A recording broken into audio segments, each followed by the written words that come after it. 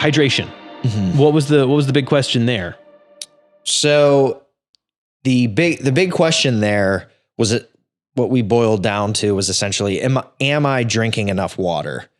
And to provide some context, in a roundabout way, she sort of explained a situation where she ended up in the hospital, was feeling a little lethargic and just sort of out of it. She was concerned her blood sugar or her blood pressure was dropping, and she ended up in the ER. And her take on the whole situation was that this all occurred as a result of some dehydration. Wow. And so, we kind of took her word for it as, dehydration is certainly something that is more prevalent in the aging population than it is necessarily for people our No age. kidding.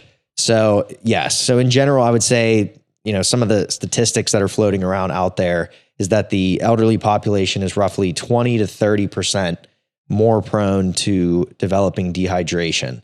And this is generally due to a handful of factors, immobility, as it's associated with aging. Sure.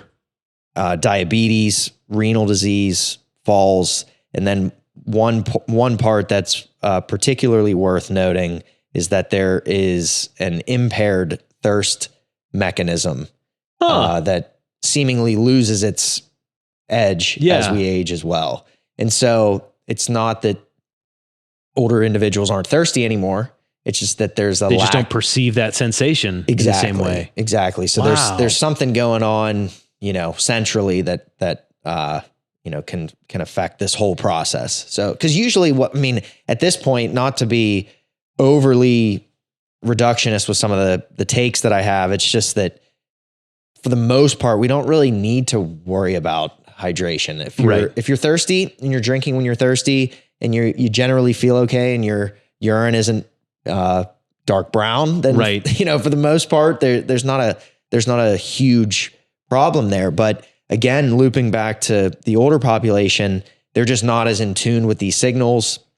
They generally have more comorbidities, and that this is something that can independently act as a risk factor for things like length of hospital stays, readmission to the hospital, intensive care stays, and just poor prognosis. So what is I know the numbers change all of the time. What is the general suggestion that you can give to somebody like that? How much water should an elderly woman be drinking to make sure that she's staying hydrated?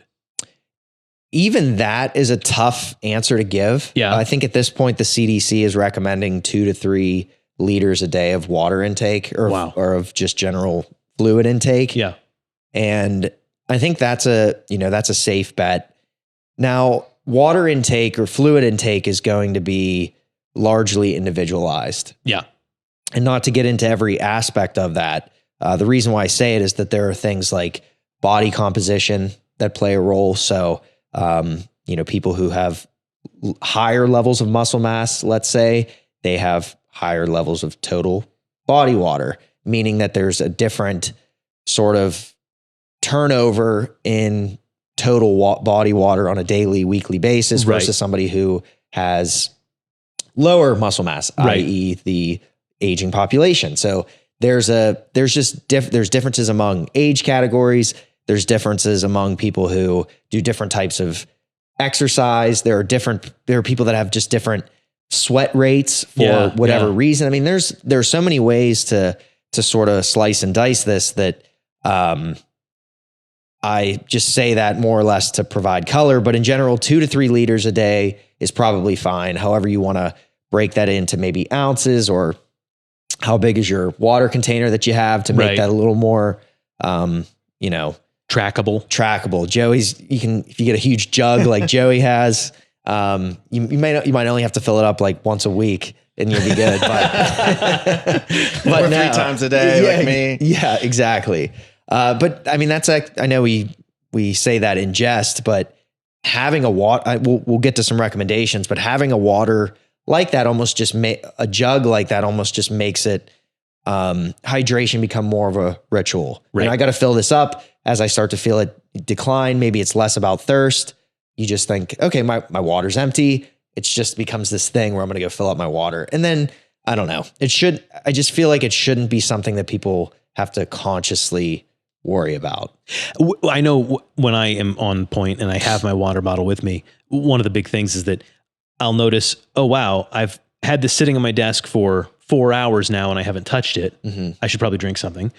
Or alternatively, I've only got a little bit left in there. I'm just going to go ahead and finish it so that I can stop thinking about it and move on to the next thing. It does help me for sure with those subconscious cues. It does. And I don't want to lose sight of the potential impairment of those thirst signals right. in the aging population, because it's, I liken this to, our obesity discussions. There's a sort of a mismatch in, the satiety signals and food intake. Right. And so there's that's the point, is people can't consciously control how frequently those signals pop up. Right. So there are things like medications, and there are other things you can do to help, change those signals. And so in a similar sense with, somebody in this population where they're less in tune with just thirst, and they might have to think about it a little more than you or I do.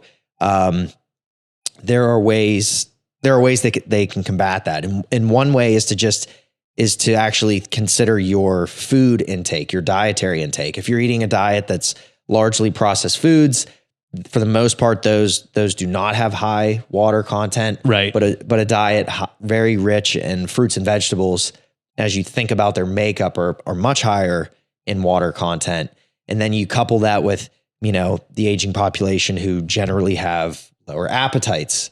So it's just, that's true. Wow. It's a lot harder. So if you can help bolster the diet with foods that are a little bit higher in water, I know that doesn't make up the largest amount right. of the water that you're consuming. But the other part to that would be, I know people push for just drink water. It's better for you. Don't drink sweetened beverages. Don't drink diet beverages, caffeine and, coffee. That's bad for hydration. Tea is bad for hydration. I think that a lot of that is overblown.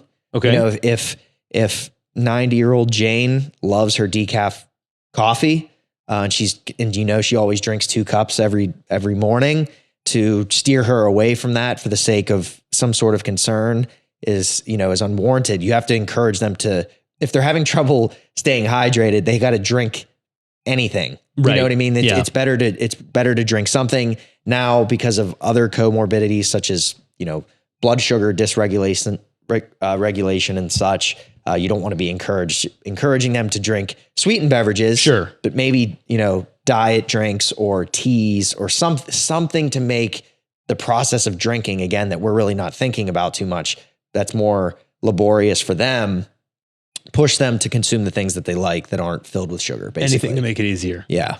Fair enough. And one other kind of an avenue that I went down a little bit with this, and it's something that I deal with and notice, which is essentially why, but dehydration is linked to increased levels of anxiety. Your brain needs to be hydrated to function at its best. And so I looked at, why that could occur. And at its most primal level, dehydration is recognized by the body as a threat to survival. And we're not necessarily talking about, clinical dehydration. It's in that gray where we live in a lot of these topics, but it triggers fight or flight. So you're going to increase cortisol, which is involved in stress response, also increase secretion of epinephrine, to make you feel more anxious, to increase your blood pressure, increase your heart rate. The other thing that I found interesting is the cognitive effects that kind of go along with all of those things: impaired memory, reduced concentration, and attention, and impaired ability to problem solve, reduced alertness. A psychology journal in India summed it up this way that I thought was really helpful. Dehydration is rarely a cause of anxiety, but dehydration increases the risk and severity of anxiety symptoms. Anxiety leads to stress, which in turn leads to anxiety in the body. Therefore, it is important to drink enough water every day, especially if you have a tendency to get anxious easily. Again, just one of these things where the body is a very delicate balance of systems, and throwing one of them off can really have a big impact on all the rest. Yeah, they actually did a study in 2011 in men with mild anxiety, and they had both of them exercise. They had one group take a diuretic and the other group not. And then they did baseline cognitive and mood tests before and after. And they found, it was limited, but they found detectable effects on performance, fatigue levels, and mood status. So yeah, you can see the effect again in that gray area. I'm not clinically dehydrated. I am not diagnosed with anxiety, but when you're living kind of in that middle ground, like so many of us are, like I noticed with myself, I did find that very interesting. And I notice for me that it is a help whenever I'm hitting my big water jug there. Fair enough.